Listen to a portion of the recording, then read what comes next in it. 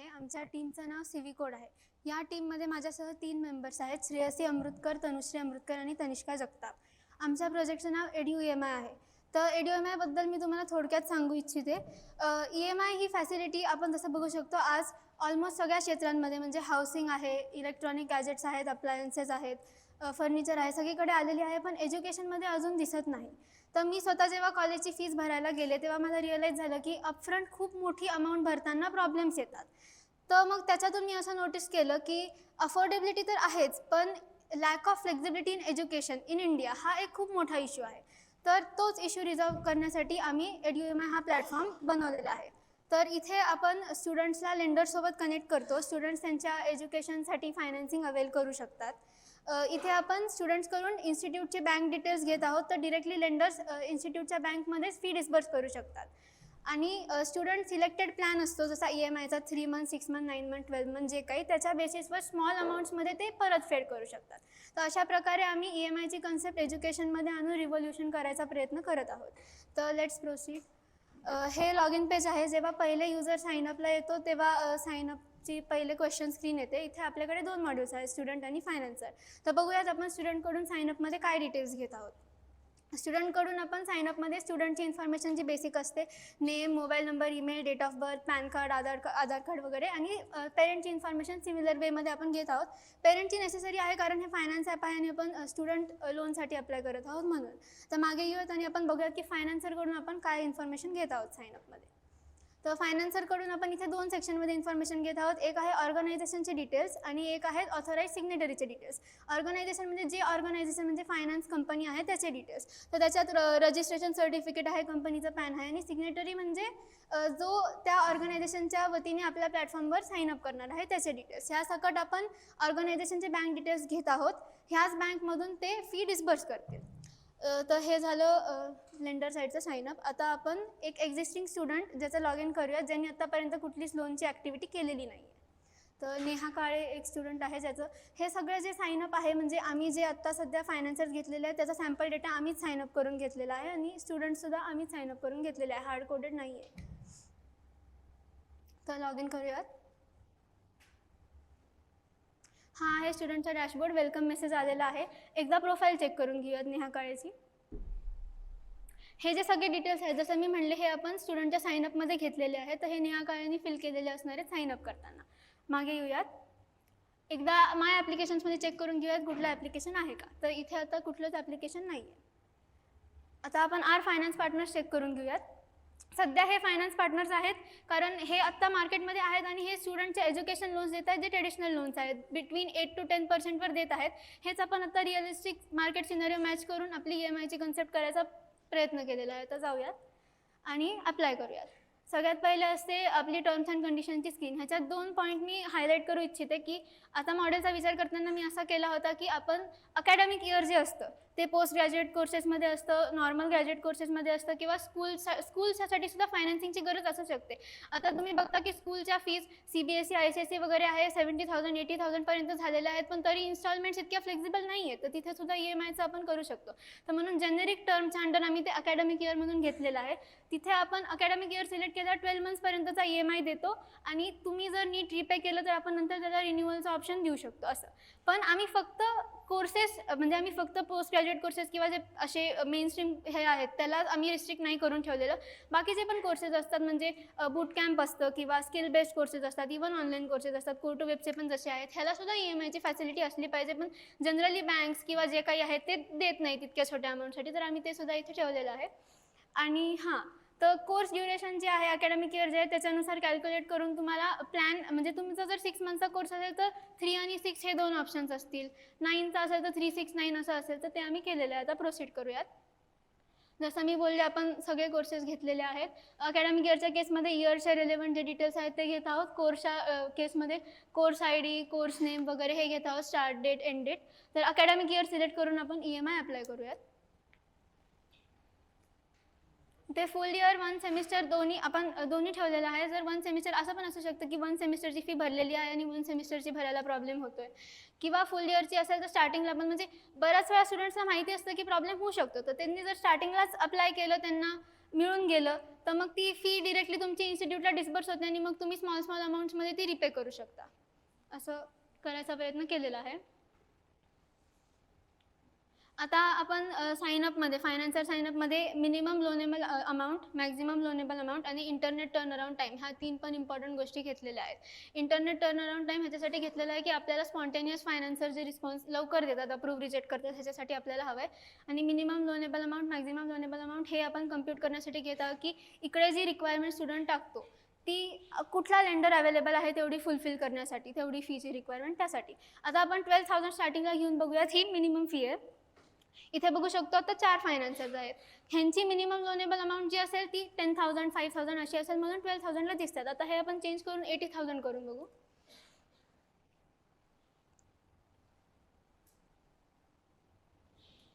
केल्यावर आता इथे एक फायनान्सर ॲड झालेला आहे, टाटा कॅपिटल, कारण त्यांची मिनिमम लोनेबल अमाऊंट 20,000 होती. सो त्याच्यावरची आता आपण आलेलो आहे. तर आता आपण सिलेक्ट करूयात. सपोज HDFC सिलेक्ट केलं आणि प्रोसीड केलं तर 1 इयर आपण अकॅडमिक इयर सिलेक्ट केल्यामुळे एवढे सारे EMIचे ऑप्शन्स आहेत. स्टुडंट कुठलं पण सिलेक्ट करून बघू शकतो. 9 मंथ्स, 12 मंथ्स, त्याला प्लॅनचं ब्रेकडाऊन दिसतं. इंटरेस्ट रेट किती आहे, 12 मंथचा प्लॅन आहे, EMI per month, total payable, start date, end date. ही स्टार्ट डेट जी आहे आपण वरती जी सिलेक्ट केलेली त्याच्यात पुढच्या महिन्यातून स्टार्ट होते. आता वेगळा लेंडर पण घेऊन बघू शकतो, टाटा कॅपिटल. इथे जसं 10% होतं तसं टाटा कॅपिटल सिलेक्ट केलं आणि परत प्लॅन सिलेक्ट केला तर इथे 9% आहे. इथे वेगळे जे डिटेल्स आहेत ते दिसतात, म्हणजे तुम्ही तुमच्यानुसार बघून, म्हणजे स्टुडंट त्याच्यानुसार बघून करू शकतो. तर आता आपण प्रोसीड करूया टाटा कॅपिटलसोबत. ही आपली डॉक्युमेंट अपलोडची स्क्रीन आहे. हे सगळे डॉक्युमेंट्स हे जे आहेत स्टुडंट आधार, पॅन, पासपोर्ट वगैरे हे आपण साइनअपमध्येच घेतलेले आहेत. हे रिअपलोड करू शकतो, पण आता करायची गरज नाही. हे आता जे रिक्वायर्ड फील्ड्स नाही आहेत. आपण इन्कम व्हेरिफिकेशन आणि अदर डॉक्युमेंट्सकडे येऊयात. आम्ही सध्या 3 स्लॅब ठेवलेले आहेत, 0 to 50,000. त्याच्यात असा विचार केला की बरेच गरीब मुलं त्या स्लॅबमध्ये येतात तर त्यांच्याकडे इन्कम क्रायटेरिया किंवा इन्कम प्रूफ देण्यासाठी नसतातच, किंवा सेल्फ एम्प्लॉईड लोक असतात. तर म्हणून सध्यासाठी आम्ही हे 6 मंथचं बँक स्टेटमेंट आणि किंवा पासबुकच्या एंट्रीज घेत आहोत. आणि 50,000 to 1.5 लाख असेल तर त्याच्यात को ॲप्लिकंट पण घेत आहोत. आणि 1.5 लाखच्या पुढे असेल तर मग व्हॅलिड इन्कम प्रूफ जे असतं की तुम्हाला अबव 8 लाख इन्कम लागतं ते घेत आहोत. आता आपण 80,000 एंटर केलं होतं म्हणून हे आलेले आहेत, हे आपण एंटर केलेले आहेत. आणि एज्युकेशनल डिटेल्समध्ये bonafide, certificate, fee structure, institute ID, जे काही रिसेंट मार्कशीट ॲप्लिकेबल असेल तर ते सगळे डिटेल्स जे असतात, address proof, domicile certificate, nationality proof, हे सगळे डॉक्युमेंट्स घेतलेले आहेत. हे ॲक्च्युली लेंडरवर डिपेंड असतं, पण आम्ही आता बेसिक मॉडेल एक दाखवण्यासाठी केलेलं आहे. ह्याच्यातल्या काही फील्ड्स ऑप्शनल आहेत, काही फील्ड्स रिक्वायर्ड आहेत. नंतर आपण इन्स्टिट्यूट बँक डिटेल्स घेत आहोत. त्या बँक डिटेल्स स्टुडंटच्या इन्स्टिट्यूटच्या असतील, कारण आपल्याला लेंडरला दाखवायचं आहे की तुम्हाला कुठल्या इन्स्टिट्यूटमध्ये फी डिस्पर्स करायची आहे. तर इथे बघू शकता तुम्ही इन्स्टिट्यूट नेम, हे कोर्स आणि कोर्स ID हे आपण मागे कोर्स डिटेलच्या स्क्रीनवर भरलेला होता. पॅरामीटराइज कन्स्ट्रक्टर यूज करून प्रोपगेट केलेला आहे.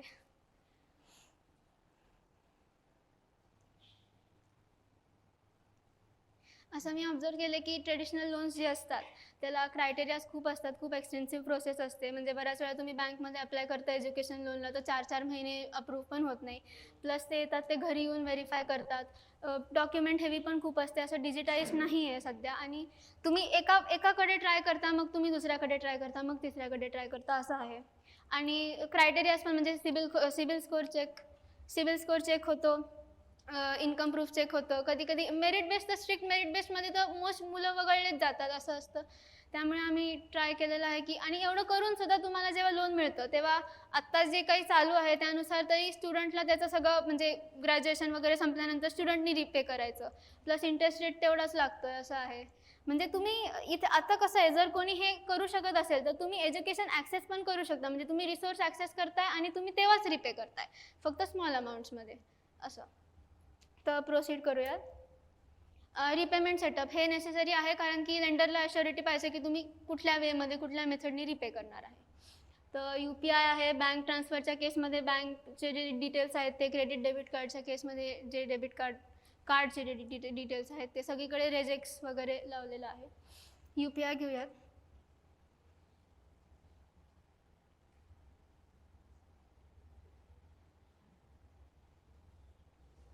ही ॲप्लिकेशन समरी, हे स्टार्टिंगपासून जे सगळी प्रोसेस आत्तापर्यंत केली होती, ह्या सगळ्या साईनअपच्या डिटेल्स होत्या. कोर्स डिटेल्स ज्या आपण फिल केलेल्या होत्या एक्झॅक्टली त्याच आलेल्या आहेत.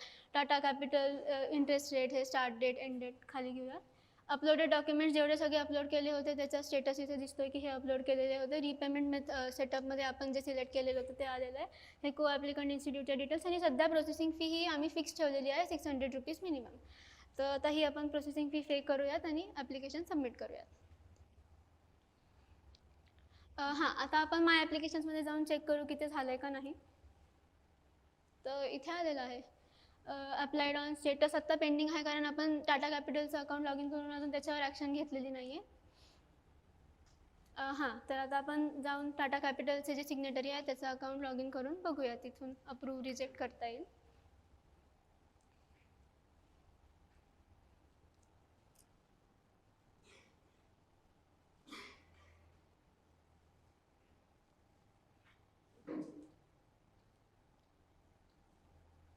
Welcome message. दुर्गेश चव्हाण आपला टाटा कॅपिटलचा ऑथराइज सिग्नेटरी. एकदा बघून घेऊयात प्रोफाईल. हे दुर्गेश चव्हाण, त्याचं सिग्नेटरीचं email, organisation name, interest rate 9% हे आहे. हां, आता हे जे कार्ड्स आहेत हे आत्ता सध्या एवढे आम्ही केलं होतं, म्हणजे जेव्हा आम्ही करत होतो तेव्हा त्याच्या बेसिसवर हे डायनॅमिकच आहे. आता आपण बघूया स्टुडंट ॲप्लिकेशन्समध्ये जाऊन आलं आहे का नेहा काळेचं ॲप्लिकेशन. हां, नेहा काळेचं ॲप्लिकेशन आलेलं आहे. 80,000ला आपण केलं होतं. हा फोन नंबर, 12 मंथ्स. ते जे युजर आय डी आहे तो आपण ऑथेंटिकेशनच्या वेळेस करून व्ह्यू इथे ॲप्लिकेशन डिटेल्स लेंडर साईडला दिसतात. सगळ्या ज्या होत्या आपण ज्या सगळ्या भरलेल्या आहेत त्या एकदा बघून घेऊयात. हे अकाउंटचे डिटेल्स हे इम्पॉर्टंट आहेत. TSSM आहे, खाली वर. हां, हे course ID, UPI, interest rate आणि जे काही सगळे डॉक्युमेंट्स अपलोड केलेले आहेत ते. IFSC ब्रांच ॲड्रेसवरती IFSC कोड आणि अकाउंट नंबर होता. तर हां, तर इथे रिजेक्ट आणि अप्रूव्हचा ऑप्शन आहे. जर रिजेक्ट केलं तर फायनान्सरला हां, हे डायलॉग बॉक्स हे तुम्ही मेन्शन करू शकता आणि मग नोटिफिकेशनमध्ये जातं की तुमचं का रिजेक्ट झालं, म्हणजे रिजेक्ट झालं आणि का रिजेक्ट झालं. पण आत्ता आपण अप्रूव्ह करूयात. हां, आता हे जे आहे हे इनवॉइस, हे पेअरच्या डिटेल्स या साईनअपमध्ये घेतलेलं आपण ऑर्गनायझेशन, म्हणजे जे होतं आपलं ऑर्गनायझेशनच्या डिटेल्स आणि ह्या आपल्या स्टुडंटच्या डिटेल्स ह्या आपण आता फिल केलेल्या होत्या. आता आपण डिस्बर्स करूयात. तर इथे स्टेटस चेंज झाला असेल, अप्रूव्ह केलेलं आहे. आता आपण एकदा जाऊन बघूयात. स्टुडंटचं अकाउंट लॉग इन करून बघूयात. तिथे कार्ड्समध्ये पण चेंज होता. 80,000 ॲड झालं होतं आणि अप्रूव्हचं.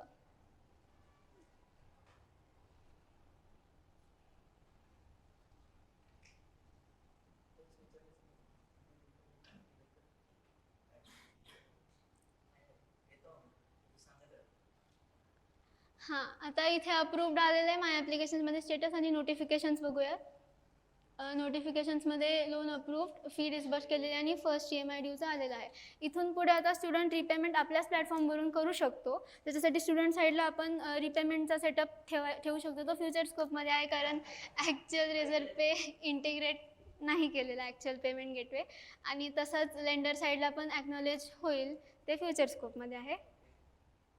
आणि सपोर्टसाठी सपोर्ट चॅट ठेवलेला आहे दोन्ही साईडला, स्टुडंट साईडला पण फायनान्सर साईडला पण. हां, अबाउट अस. तर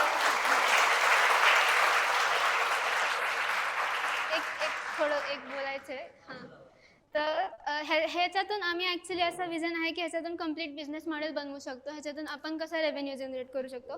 तर स्टुडंट साईडला 600 रुपीज आपली प्रोसेसिंग फी, स्टुडंट साईडला 600 रुपीज आपली प्रोसेसिंग फी आहे. तसंच जे काही लोन्स कन्वर्ट होतील त्याच्यात आपण कमिशन घेऊ शकतो. जे नाही होणार ते ॲज अ लीड आपण कन्सिडर करू शकतो. लीड म्हणजे ते आपल्या प्लॅटफॉर्मवर आले, त्यांनी लोनसाठी अप्लाय केलं, पण त्यांना सपोज मिळालं नाही, तर आपण तो डेटा रेफरल म्हणून दुसऱ्या कंपनीज किंवा स्कॉलरशिप देणारे जे असतात त्यांना देऊ शकतो. त्याचे पण आपल्याला, म्हणजे त्याच्यातून पण आपला रेव्हेन्यू जनरेट होऊ शकतो. आणि पुढे जाऊन आपण आपल्याच पर्टिक्युलर ॲपचा क्रेडिट स्कोअर वगैरे असं करू शकतो, ज्यातून आपल्याकडे म्हणजे इथे क्रेडिट स्कोअर म्हणजे इथे क्रेडिबिलिटी होऊनच जाणार, एकदम स्टुडंट ऑथेंटिकेटेड पण आहेत. तर पुढे जाऊन जर ह्याच्यातल्याच कुठल्या स्टुडंटला स्टार्टअपचं वगैरे लोन लागलं तर आपण इक्विटी फ्री फंडिंग देऊ शकतो. आपले आहे त्याच लेंडरसोबत ॲग्रीमेंट करून, MOU करून आपण टर्म्स अँड कंडिशन्स मॅनिप्युलेट करून करू शकतो. Good good.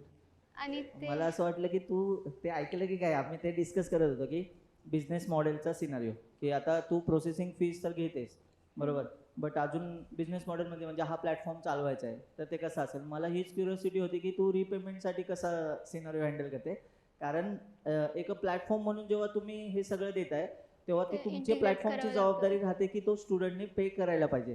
हो. जर त्या सिनारीमध्ये नाहीच करू शकला, मान्य आपल्याकडे सगळे लिगल डॉक्युमेंट आहेत, सगळ्या गोष्टी आहेत, पण याच्यातही टेस्ट केसेस राहतात. हो. सो हां तर बोला. तर कसं असतं की आता आपण मल्टिपल लेंडर्स इथे घेत आहोत, तर बरोबर. आपण निगोशिएट करू शकतो, कारण हे Okay. MVP आहे. आपल्याला हे पिच करावं लागेल लेंडर्सला, तेव्हा ते आपल्याकडे येतील. पण लेंडर्सच्या स्वतःच्या टर्म्स अँड कंडिशन्स असणार आहेत. आता आपल्याला माहितीच आहे की जर तुम्ही रिपेमेंट करू नाही शकले तर ते ग्रेस पिरियड वगैरे देतात. हे जनरल केस असते, ग्रेस पिरियड असतो किंवा सेटलमेंट असते किंवा पेनल्टी चार्जेस असतात. फक्त आपण पिच करताना त्यांना म्हणू शकतो की आपण स्टुडंटसाठी हेल्प करायचा प्रयत्न करत आहोत, तर तुम्ही थोड्याशा सॉफ्ट कंडिशन्स ठेवा असं. Okay good. म्हणजे मला या प्रोजेक्टबद्दल हे बोलायला आवडेल की आत्तापर्यंतचं 5वं सुपर एक्स आहे आणि 5ही सुपर एक्स मधली ही म्हणजे one of the best idea असू शकते कसं मी म्हणतोय स्टार्टअपच्या दृष्टिकोनातून, कारण आत्तापर्यंत कोणीही स्टुडंटने याच्यावरती विचार नाही केलेला आहे. रादर ही गोष्ट अशी आहे की जे सगळ्या एज्युकेशनसाठी म्हणजे कोणीही स्टुडंट असो त्याला एज्युकेशन लोनची गरज असते, गरज असते, आणि हो. त्याच्यासाठीचे जे आत्ता सिनारिओज आहेत म्हणजे जे काही टाइम लागतोय वगैरे असा कुठला प्लॅटफॉर्म नाहीये की जो एकाच करून ठिकाणी देईल. सगळ्या गोष्टी करून देईल. तुम्ही ह्याचा प्रोडक्ट म्हणून विचार करा, म्हणजे जर तुमच्या डोक्यात हे असा विचार असेल तर आम्ही तुम्हाला नक्कीच हेल्प करायला इथे असोच. मला आयडिया यासाठी आवडली की ज्या छोट्या छोट्या गोष्टींवरती तुम्ही लक्ष दिलेलं आहे त्या गोष्टी खूपच भारी आहे. फक्त कसं असतं कुठलंही आपण एखादं प्रोडक्ट लॉन्च करतो तेव्हा त्याच्या मागे एक त्याचं बिझनेस मॉडेल रेडी असणे गरजेचं असतं. सो आम्हाला आवडेल की तुम्ही याला पुढे नेऊन याच्यामध्ये बिझनेस मॉडेल ॲड कराल. रिपेमेंटसाठीचे आपले जे काही टर्म्स अँड कंडिशन्स असतील त्या तुम्ही कशा पद्धतीने हँडल करायचं हे मला बघायचं आहे. So Okay. पण मला प्रोजेक्ट खूप आवडला. UI वगैरे एकदम क्लीन होता आणि तुमचे कोलॅबरेटिव्ह एफर्ट्स दिसत होते. आणि त्यामध्ये कसं झालं की ह्या गोष्टींवरती जेव्हा आपण उतरतो ना, फिनटेकमध्ये वॅलेट सिस्टीम आलं तर प्रॉब्लेम येतोच. म्हणजे जेव्हा जेव्हा कुठलीही कंपनी आता तुम्ही ह्याला प्रोडक्ट म्हणून लॉन्च केलं तर सगळेच गव्हर्नमेंटचं लक्ष तुमच्याकडे पण असणार, कारण की प्लॅटफॉर्म पण हा झोल करू शकतो. आता जरी तुम्ही देताना असं मेन्शन केलंय की काय डायरेक्टली ज्या अकॅडमी म्हणजे किंवा होणार. कुठलं कोणी म्हणजे सिंहगड कॉलेज एक्झाम्पल त्यांच्या अकाउंटला जाऊ शकतं, बट तो सगळा गेलं फ्लो नाही. तर तुमच्या मार्फतच होतोय, कारण Yes. सगळ्या गोष्टी. सो या पॉईंटवर पण तुम्ही लक्ष द्या. खूप छान प्रोडक्ट बनू शकतं याचं. म्हणजे तुम्ही प्रोटोटाईप आम्हाला दाखवलं तो छानच वाटला. मला असं वाटतं की प्रमोद सरांनी पण काहीतरी ॲड करायला पाहिजे याच्यामध्ये. Yes. छान. कन्सेप्ट खरंच युनिक आहे. एक म्हणजे याला जर का तुम्ही फुल फ्लेज इम्प्लिमेंट करत असाल म्हणजे जेवढे लेंडर्स आहेत आणि स्टुडंट्स तर आहेतच, पण तुम्ही या पोटेन्शियल पर्यंत घेऊन जाऊ शकता की जिथे ते तुमचे ऍडमिशन पार्टनर म्हणून तुम्ही स्वतः इंट्रोड्यूस व्हाल. म्हणजे कॉलेजेस तुमच्या प्लॅटफॉर्मवरती येतील की आम्ही तुमच्या याच्या थ्रू म्हणजे तुमच्या प्लॅटफॉर्म थ्रू आम्ही स्टुडंट्सला केटर करू, बट आमच्या नावाला लिस्ट करा. हे एक बिझनेस मॉडेलमध्ये एंट्री होऊ शकते. त्याच्यात तर हा विचार ऑलरेडी केलेला होता मी. नो कॉस्ट EMIचाच विचार करत होते पहिले, पण कसं असतं की नो कॉस्ट EMIमध्ये जसं तुम्ही म्हणताय आपण कॉलेजेस ऑनबोर्डिंग करणार, तर कसं असतं की आपल्याला लोन देणारे हे फायनान्सर्स आहेत. म्हणजे तीन तीन सिच्युएशन्स होतात, म्हणजे 3 मॉड्यूल्स होणार, स्टुडंट पण कॉलेज पण. तर कसं आहे की कॉलेजेसला ह्याच्यातून लॉस होऊ शकतो, कारण की एक मर्चंट डिस्काउंट रेट नावाची एक कन्सेप्ट असते. तर जर आपण कॉलेजेस ऑनबोर्डिंग करायचा प्रयत्न केला तर जी इंटरेस्ट रेटची कॉस्ट आहे जी आपण स्टुडंटकडून घेत आहोत तर ती कॉलेजेसवर पुश होऊ शकते. नाही, बेसिकली कसं आहे की आता गव्हर्नमेंट पण RT अंडर बऱ्याचशा स्कूल आणि याच्यामध्ये फ्री एज्युकेशन देते, पण इंडियन सिस्टम म्हणजे एज्युकेशनल सिस्टममध्ये फ्री एज्युकेशन हा शब्द आहे फक्त. हो, हे ते तुम्हालाही होत माहिती नाहीये. असेल, बरोबर आहे? अजून एक आहे की कॉलेजेसला ॲक्च्युली कन्व्हिन्स करणं, कारण मग तिकडे जाऊन त्यांचं इन्फ्रा चेंज करावं लागणार, त्यांच्या सिस्टम्समध्ये आपल्याला चेंज करावे लागणार. SPPOचे तर ऐकण्यासारखे म्हणजे तसे तर नाही आहेत, पण त्यासाठी आपण जर ऑलरेडी नंबर्स दाखवू शकत असू की आपलं ऑलरेडी बरोबर. एवढं वर्किंग आहे, एवढे युजर्स आहेत आणि आत्ता फायनान्शियल आणि स्टुडंटमध्येच चालू आहे नीट, तर मग तुम्ही ऑनबोर्डिंग होऊ शकता. बरोबर. तर फॉर नाही, दॅट कॉलेज सुद्धा आहे ना हे हसत हसत देऊ शकतं प्लॅटफॉर्मसाठी, कारण त्यांच्या एंडला पण प्रोसेसिंगच्या खूप गोष्टी असतात. म्हणजे कॉलेजला पण हा ओव्हरहेडच असतो हे हँडल करणे वगैरे सगळ्या गोष्टी हँडल करणे. पण तुम्ही सोल्युशन तर छान मांडलंय, सगळ्या गोष्टी छान आहेत. म्हणजे प्रोजेक्ट ओव्हरऑल बेस्ट प्रोजेक्ट आहे. Good, thank you. थँक्यू. माझं नाव अंजली कुलकर्णी आहे. आमच्या टीमचं नाव CV कोड आहे. आम्ही जस्ट सुपरएक्समध्ये आमचा प्रोजेक्ट प्रेझेंट केलेला आहे. आमच्या प्रोजेक्टचं नाव होतं EduEMI. आमचा प्रोजेक्ट फायनान्स डोमेनमध्ये होता. आम्ही हा प्रोजेक्ट इम्प्लिमेंट करण्यासाठी खूप मेहनत घेतली. आम्ही ऑलमोस्ट 15 to 20 डेज ह्या प्रोजेक्टवर वर्क करत होतो. आत्ता प्रेझेंट करताना ऑलमोस्ट 150 to 200 स्टुडंटच्या ऑडियन्ससमोर आम्ही प्रेझेंट केलेलं आहे. आणि सरांनी आम्हाला रिमार्क्स असे दिलेले आहेत की ह्या प्रोजेक्टमध्ये बिझनेस पोटेन्शियल आहे आणि आम्ही पुढे याला खूप इम्प्रूव्ह करून स्केल करू शकतो. माझं नाव तनिष्का जगताप आहे. ह्या प्रोजेक्ट करताना आम्हाला बरेच काही गोष्टी शिकायला मिळालेल्या आहेत. जसं प्रमोद सरांनी आम्हाला स्पेशली सुपर एक्ससाठी गायडन्स केलेलं, ऑथेंटिकेशन, नेव्हिगेशन अशा डिफरंट त्यांनी आम्हाला टेक्नॉलॉजीज सांगितल्या होत्या. त्याचा आम्हाला प्रोजेक्टमध्ये खूप हेल्प झालं आणि त्यांच्या मदतीने आणि मेंटर्सच्या मदतीनेही आम्ही आमचा प्रोजेक्ट आज कंप्लीट केलेला आहे. माझं नाव तनुश्री अमृतकर आहे आणि आज आमचं प्रोजेक्टचं फायनल प्रेझेंटेशन होतं. तेव्हाच आम्ही म्हणजे पूर्ण प्रोजेक्ट कंप्लीट केला होता आणि त्याच्यामध्ये काही ड्रॉबॅक्स होते ते पण सरांनी सांगितलं आणि सरांच्या मते आम्ही पुढे अजून एक्सपांड करू शकतो. माझं नाव श्रेयसी अमृतकर आहे. आम्ही हा प्रोजेक्ट प्रेझेंट करताना हे शिकलो की ॲक्च्युअल रिअल डेटाबेस म्हणजे डेटाबेस कसं काय हँडल करायचा रिअल डायनॅमिकली, आणि सरांनी आम्हाला सांगितलं की ह्या प्रोजेक्टमध्ये पोटेन्शियल आहे, आपण याला पुढे ॲज अ स्टार्टअप म्हणून करू शकतो.